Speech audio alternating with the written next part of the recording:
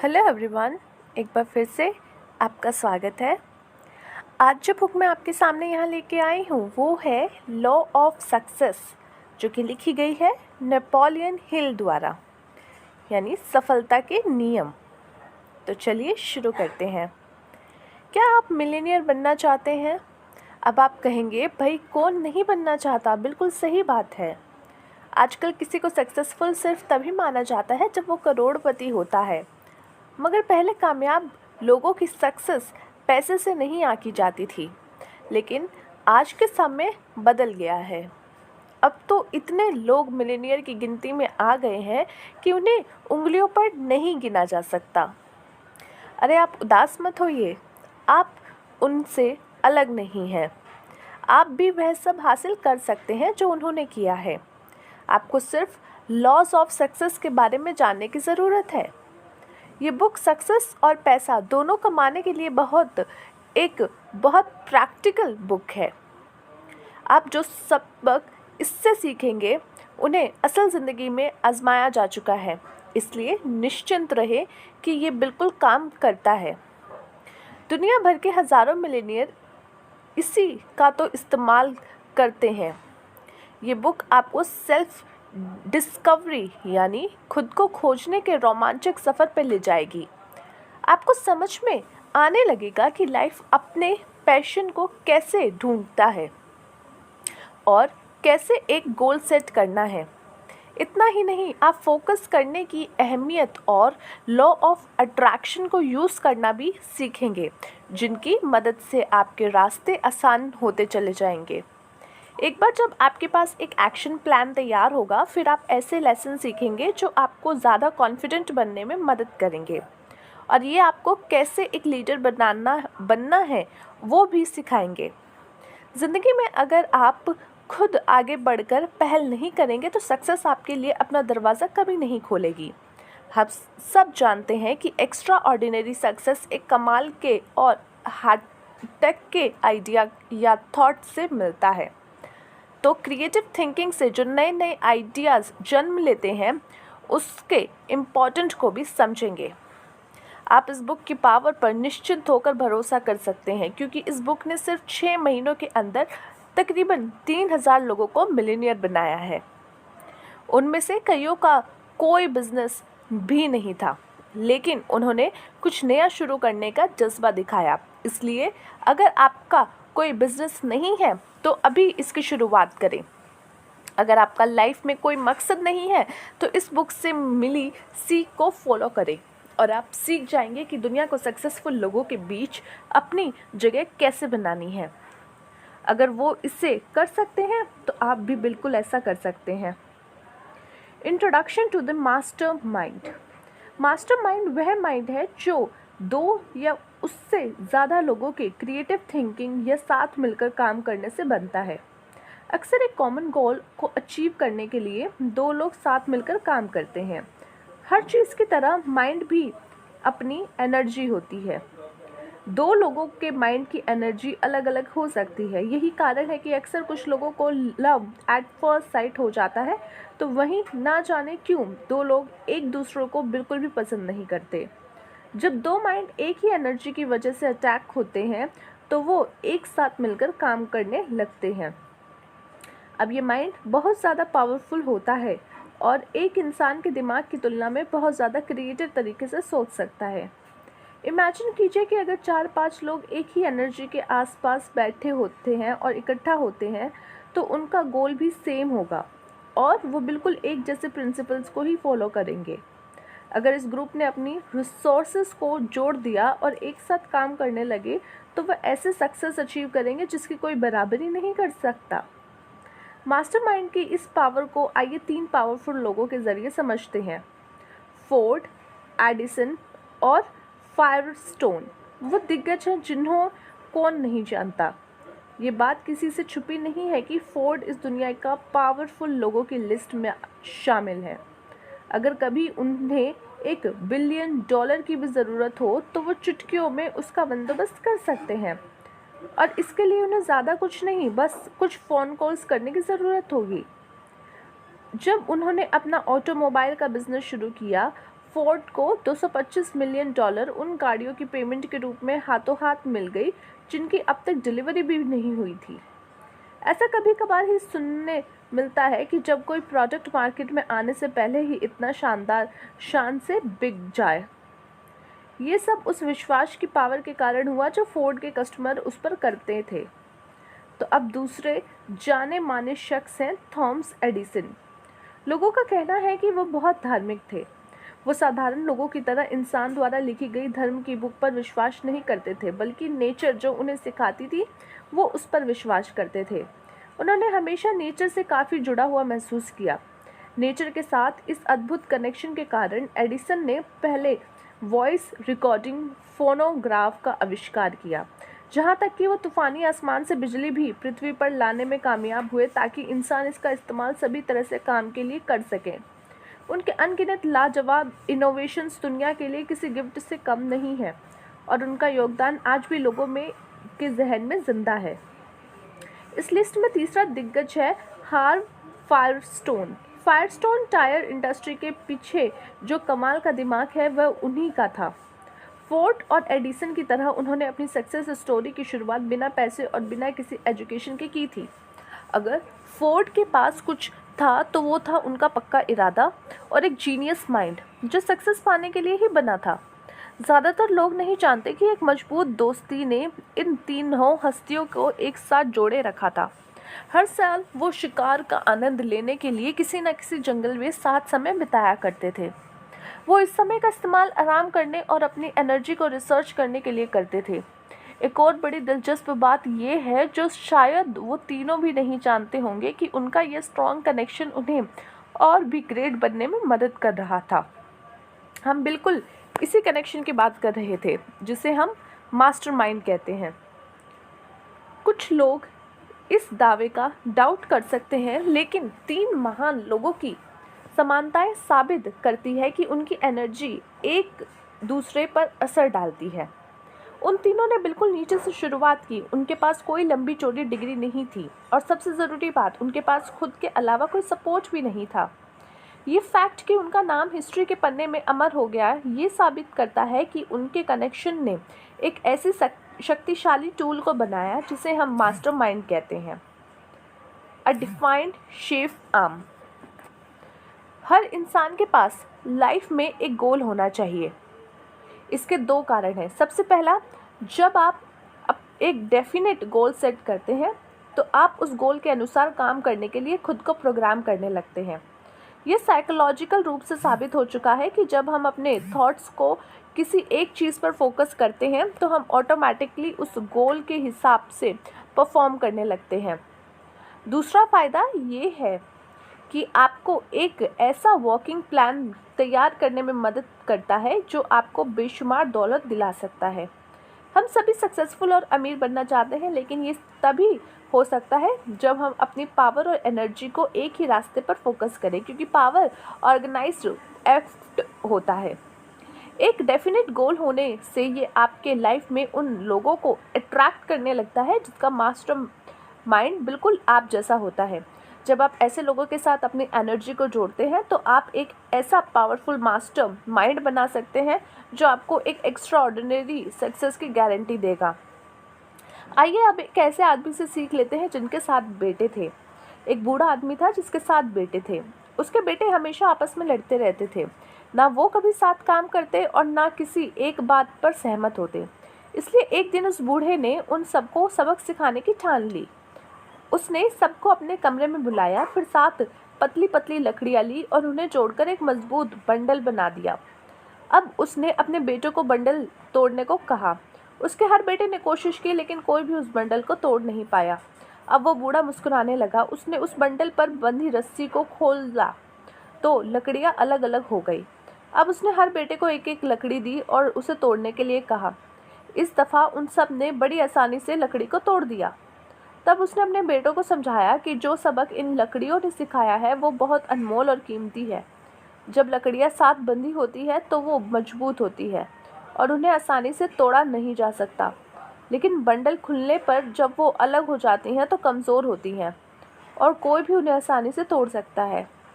फिर उसने कहा कि अगर वो सब साथ मिलकर ही काम करें तो कोई उन्हें नुकसान नहीं पहुंचा पाएगा या उनकी सक्सेस के रास्ते में बाधा नहीं डाल पाएगा।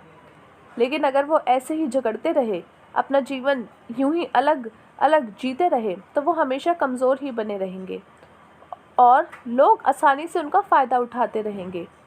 सक्सेस के लिए ऑर्गेनाइज्ड एफर्ट एक बहुत पावरफुल हथियार है।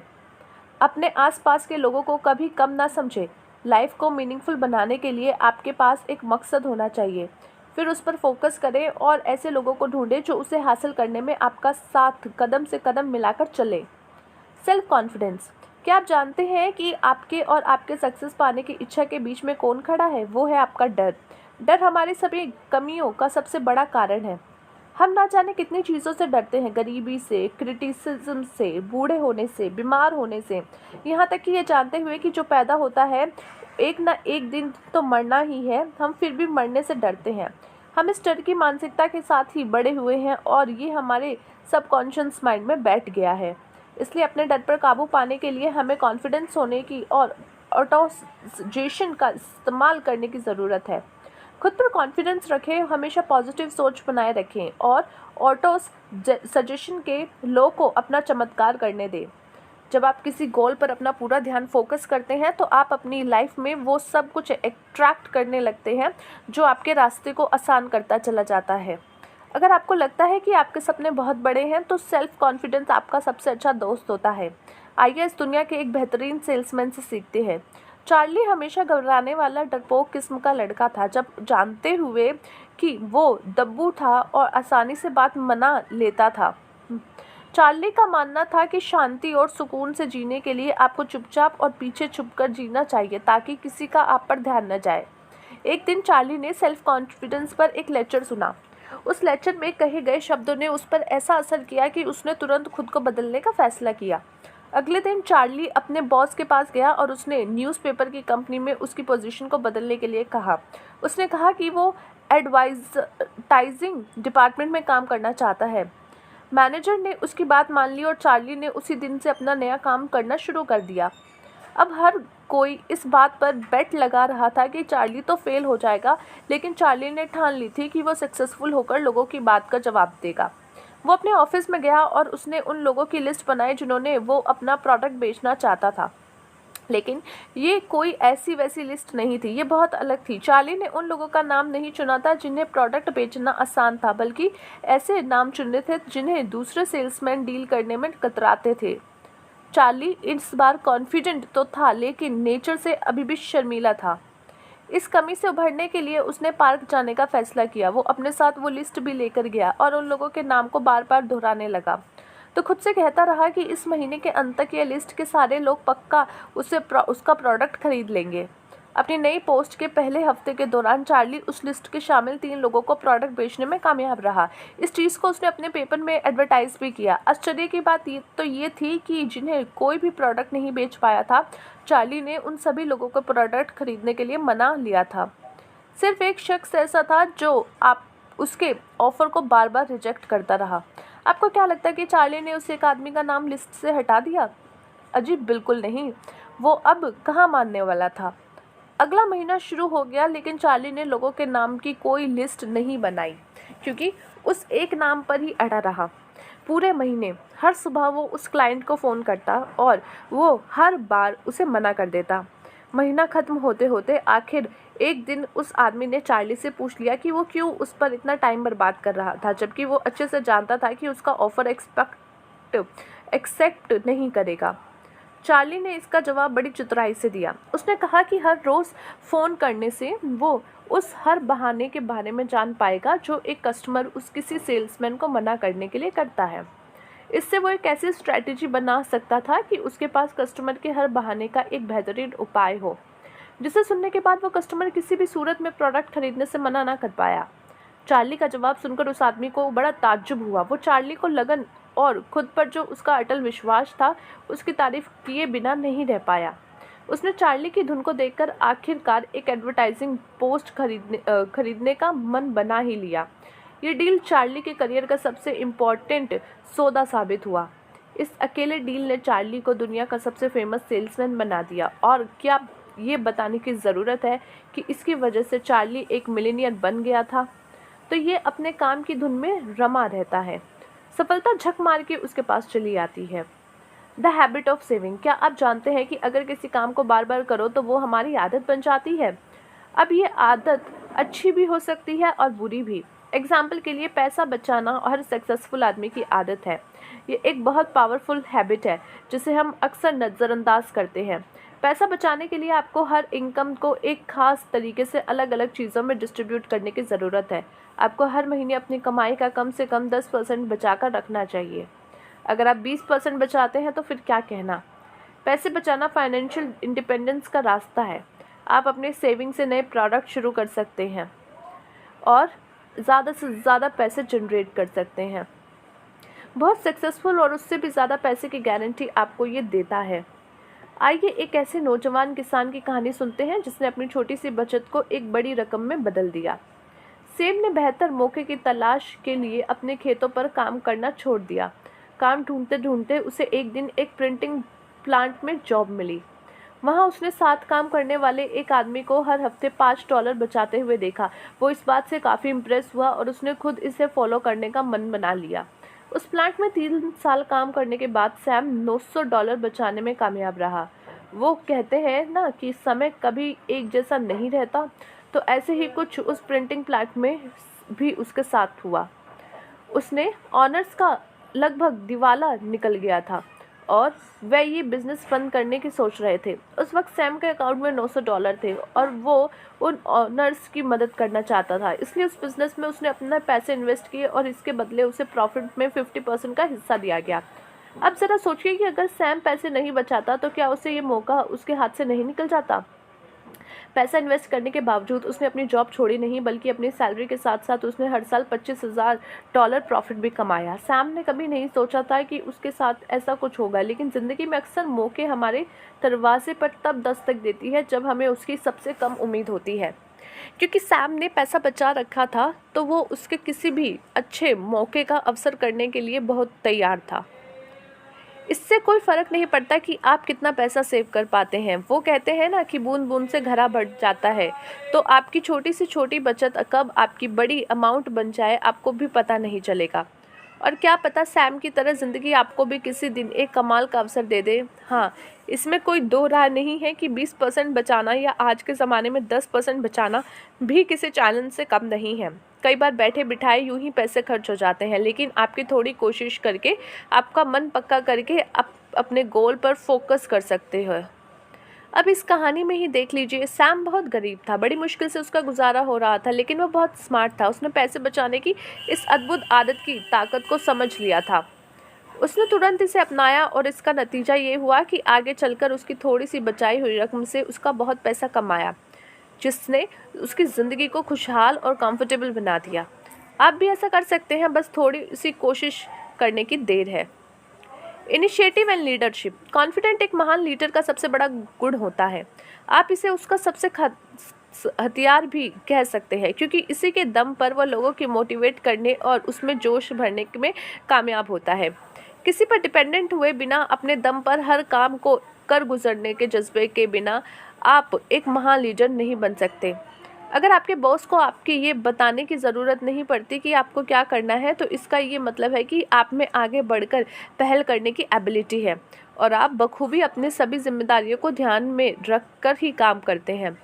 पहल करना यानी इनिशिएटिव लेना सक्सेस के लिए बहुत इंपॉर्टेंट क्वालिटी होता है। लाखों कमाने वाले बिजनेस ओनर्स बनने के लिए आपको एक अच्छा और एफिशिएंट लीडर बनना होगा। लीडरशिप कोई चीज़ नहीं है जो आपको लक से मिल जाएगा या जिसे आप घर बैठे बैठे ऑनलाइन खरीद सकते हैं। इसके लिए आपको आगे बढ़कर सही समय पर सही डिसीजन लेना होगा। इसका बेस्ट एग्जांपल है माइक्रोसॉफ्ट। दुनिया के कोने कोने में फैला इस बिज़नेस एम्पायर की शुरुआत दो लड़कों की दोस्ती से हुई थी और वो दो जीनियस हैं, बिल गेट्स और पॉल एलन। वो दोनों ही प्रोग्रामिंग को बेहद पसंद करते थे और तो उसने पास इसके अलावा बात करने का कोई टॉपिक नहीं होता था। 1974 में पॉपुलर इलेक्ट्रॉनिक मैगजीन में बड़ा ही दिलचस्प आर्टिकल छपा था। इस आर्टिकल ने उस समय तहलका मचा दिया था, क्योंकि इसमें दुनिया के सबसे पहले कंप्यूटर के बारे में लिखा था जो आम लोगों के इस्तेमाल के लिए बनाया गया था। इसका नाम था एल्टेयर 8800। जब बिल और पॉल ने आर्टिकल पढ़ा तो वो जानते थे कि अगर वो इस मशीन के लिए कोड लिखने में कामयाब हुए तो ये टेक्नोलॉजी की फील्ड में सबसे बड़ी रिवैल्यूएशन से कम नहीं होगा। इसलिए उन्होंने फैसला किया कि वो खुद इसका कोड लिखेंगे। 2 महीने तक दोनों बस इस मशीन के लिए बेसिक लैंग्वेज की कोड लिखने में जुट गए। उन्हें ना दिल की सुध थी ना रात की। सबसे मज़ेदार बात तो ये थी कि उन्हें के पास वो मशीन भी नहीं थी, क्योंकि सिर्फ कोड बनाना काफ़ी नहीं था, उसे मशीन में डालकर चेक करना बहुत ज़रूरी था। वो दोनों उस वक्त हार्वर्ड यूनिवर्सिटी में पढ़ते थे। उन्होंने वहाँ मौजूद एल्टायर से मिलता जुलता PDP-10 मशीन का इस्तेमाल किया।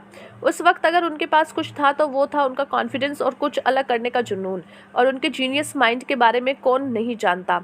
कोड तैयार होने के बाद उन्होंने एक रोबोट से कांटेक्ट किया जिन्होंने एल्टायर बनाया था। कोड को टेस्ट करने के लिए पॉल उनके हेड ऑफिस गए और फिर जो हुआ वो हिस्ट्री बन गया। ऐड की कंपनी का नाम MIT था। जब कोड को मशीन में डाला गया, मशीन ने रिस्पॉन्ड करना शुरू किया, तो फिर वहाँ पर काम करने वालों के लिए यह किसी चमत्कार से कम नहीं था। ऐड ने तुरंत कहा कि वो बिल और पॉल के साथ काम करना चाहते थे। फिर उन्होंने कॉन्ट्रैक्ट साइन किया और ऐसे माइक्रोसॉफ्ट जैसे यूनिक ब्रांड का जन्म हुआ। बिल और पॉल का काम इतना बेहतरीन था कि वह बहुत जल्द दुगनी रात चौगनी तरक्की करने लगे। लेकिन वो यहाँ रुके नहीं, बल्कि आगे बढ़ते रहे। इसका सबसे बड़ा कारण था कि वह बार बार एल्टायर के लिए नया कोड बनाकर उसे और भी बेहतर बनाने की कोशिश में लगे रहे। बिल और पॉल सिर्फ इस आइडिया की वजह से सक्सेसफुल नहीं हुए, बल्कि हर वो चीज़ जो उनके काम आ सकती थी उसे आजमाने का उनमें जो अटूट विश्वास था, उसमें उन्हें उतना ऊपर तक पहुंचा दिया। वो कभी एक्सपेरिमेंट करने या फेल होने से डरे नहीं। प्रोग्रामिंग इतना पैशन था और उनके लिए इतना आसान था, मानो उनके लिए बस वो एक खेल हो। वो लगातार एक्सपेरिमेंट कर नए नए आइडिया और कॉन्सेप्ट लाते रहे। कभी किसी ने उन्हें नहीं बताया कि उन्हें क्या करना है, कैसे करना है। उन्होंने जो किया अपने दम पे किया, और उन्हें अपनी लीडरशिप कहते हैं। इमेजिनेशन वो पावर है जिससे आप अपने मन में कुछ भी क्रिएटिव कर सकते हैं। जब आप अपने माइंड में एक क्लियर पिक्चर नहीं होगी, तब तक आपके पास एक क्लियर गोल भी नहीं हो सकता। और देखा जाए तो इमेजिन करने की एबिलिटी के बिना आप कॉन्फिडेंट या एक अच्छे लीडर नहीं हो सकते। आज हम आपको ऑटो सजेशन नाम की टेक्निक के बारे में बताते हैं। जब आप एक ही चीज़ पर फोकस करने लगते हैं, माइंड में उसकी पिक्चर में को इमेजिन करने लगते हैं, तो वो ऑटोमेटिकली आप ऐसा एक्शन लेने लगते हैं जो आपके गोल को हासिल करने के लिए लेना चाहिए, क्योंकि आपको इमेजिनेशन पर आपका पूरा कंट्रोल होता है। तो आप जो चाहते हैं उसे हासिल करने में आपको कोई नहीं रोक सकता। तो चलिए इस इमेजिनेशन की ताकत के बारे में क्लियरेंस साइंडर्स की कहानी को समझते हैं। क्लैरेंस एक छोटे से रिटेल स्टोर में ग्रोसरी क्लर्क के रूप में काम करता था। वो एक साधारण आदमी था जो साधारण सी जॉब करता था और हफ्ते के $20 कमाता था। एक दिन क्लैरेंस एक कैफेटेरिया के में कुछ खरीदने के लिए गया। जब वो लाइन में इंतज़ार कर रहे थे, क्या होगा अगर जैसे थॉट्स उसके माइंड में चलने लगे। उन्होंने कैफेटेरिया के सेल्फ हेल्प या सेल्फ सर्विस वाले प्रिंसिपल पर गौर किया कि वो किसी तरह काम करता है। उन्होंने इस प्रिंसिपल की ग्रोसरी स्टोर में अप्लाई करने के बारे में सोचा तो ये आइडिया बहुत सिंपल था और एकदम नया भी था। लोग इससे अच्छी तरह वाकिफ़ थे। अब क्लियरेंस अपने आसपास कनेक्शन ढूंढने में लग गए। वो काफ़ी क्रिएटिव थे और उन्होंने अपने इमेजिनेशन का इस्तेमाल एक नए माहौल में इस पूरे आइडिया को यूज़ करने के लिए लिया। उन्होंने सेल्फ सर्विस वाले पिगली विगली स्टोर्स की शुरुआत की। इस इनोवेटिव थिंकिंग ने क्लैरेंस को हफ्ते में $20 कमाने वाले एक आम लड़के से सक्सेसफुल मिलियनेयर बना दिया। अगर आप गौर करेंगे तो क्लैरेंस ने उस सभी चीज़ों का इस्तेमाल किया जिनकी अब तक हमने बात की है। क्लैरेंस को एक क्रिएटिव आइडिया आया जिसने उसे एक गोल सेट करने के लिए मोटिवेट किया। उनका मकसद बहुत बड़ा था और वो अपने आइडिया से दुनिया को बदलना चाहते थे। उनकी सबसे बड़ी खासियत ये थी कि वो बहुत कॉन्फिडेंट थे और फोकस थे। उनका एक पावरफुल थॉट के साथ यूनिवर्स भी शक्ति भी थी, क्योंकि वो लॉ ऑफ अट्रैक्शन का इस्तेमाल कर रहे थे। जब आप पूरे दिन से कुछ पाना चाहते हैं तो यूनिवर्स उस इच्छा को पूरा करने में लग जाती है। एक बार जब उन्होंने प्लान बना लिया तो वो कॉन्फिडेंट के साथ आगे बढ़ने लगे, क्योंकि सेल्फ सर्विस का कॉन्सेप्ट ग्रॉसरी स्टोर्स के लिए नया था। उन्होंने खुद पहल करके लीडर का रोल निभाया। यकीन मानिए, ये बिना इमेजिनेशन के पावर के बिल्कुल पॉसिबल नहीं हो पाता। बिना इमेजिनेशन की पावर के कोई सक्सेसफुल नहीं हो पाता। हमेशा याद रखिए कि इमेजिनेशन बिल्कुल फ्री है और पूरी तरह आपके कंट्रोल में है। कोई आपको एक नया आइडिया क्रिएटिव करने से या पुराना आइडियाज़ को जोड़कर नया आइडिया बनाने से नहीं रोक सकता। तो आप किस बात का इंतज़ार कर रहे हैं? कंक्लूजन, ये बहुत दुख की बात है कि ज़्यादातर लोग कभी समझ ही नहीं पाते कि आखिर वो है कौन और क्या करना चाहते हैं। वो एक मीनिंगलेस जीवन जीते हैं जिनका कोई मकसद नहीं होता। वो बस सक्सेसफुल लोगों को और सक्सेसफुल होते हुए देखते रहते हैं। इस बुक में हमने सीखा कि सबसे पहले हम खुद को ठीक से जानने की ज़रूरत है। हमारे अंदर कौन सा टैलेंट है, हम कौन सा काम करने में अच्छा है, परफॉर्म कर सकते हैं। खुद को समझने के बाद एक गोल सेट करें। ये गोल आपको कॉन्फिडेंट और सक्सेसफुल बनने के लिए पुश करता रहेगा। खासकर अगर आपके पास पावरफुल इमेजिनेशन होगी। अगर आप एक एम्प्लॉय हैं तो आपको जितनी सैलरी मिलती है उससे कुछ ज़्यादा वैल्यू आपकी कंपनी को देने की कोशिश करें। अगर आप एक बॉस हैं तो अपने एम्प्लॉयज़ को अपना कोऑपरेशन दें और उन्हें भी समझने की कोशिश करें। ये किताब में बताया गया लेसन्स को अप्लाई करने के बाद आपकी लाइफ बिल्कुल बदल जाएगी। सक्सेस सिर्फ आइडिया से या सोचने से नहीं बल्कि सच में एक्शन लेने से मिलता है। समय किसी के लिए नहीं रुकता। आज जो मौका आपके सामने है वो ज़्यादा देर आपके लिए इंतज़ार नहीं करेगा और ना ही बार बार आपका दरवाज़ा खटखटाएगा। इसलिए इधर उधर देखना बंद करें और आगे बढ़ने की पहल करें तो आपकी थिंकिंग क्लियर रहेगी। एक डेफिनेट गोल सेट करें। हमेशा इमेजिनेटिव की पावर को यूज़ करें और कुछ नया सोचें। आपका फोकस इतना ज़बरदस्त होना चाहिए कि यूनिवर्स की लॉ ऑफ अट्रैक्शन आपके सपने को साकार करने में लग जाए। एक्सपेरिमेंट करने से या फेल होने से ना डरें। पैसा सेव करने की आदत डालें और याद रखें आप खुद अपने बिजनेस और किस्मत के लीडर हैं। और सबसे ज़रूरी बात, लोगों के जीवन में कुछ ना कुछ वैल्यू ऐड करें। ये वैल्यू कुछ भी हो सकती है, जैसे फाइनेंशियल, इमोशनल, परफॉर्मेंस वैल्यू। आज आप जो एक्शन लेंगे वो क्या पता कल आपको मिलियनियर बना दे। और मुझे यकीन है कि मिलियनियर आप ज़रूर बनेंगे और आप बनना भी चाहते हैं, है ना? तो आज के लिए इतना ही दोस्तों। मिलते हैं अगली बार एक नए बुक के साथ। तब तक के लिए take care of yourself and take care of your health.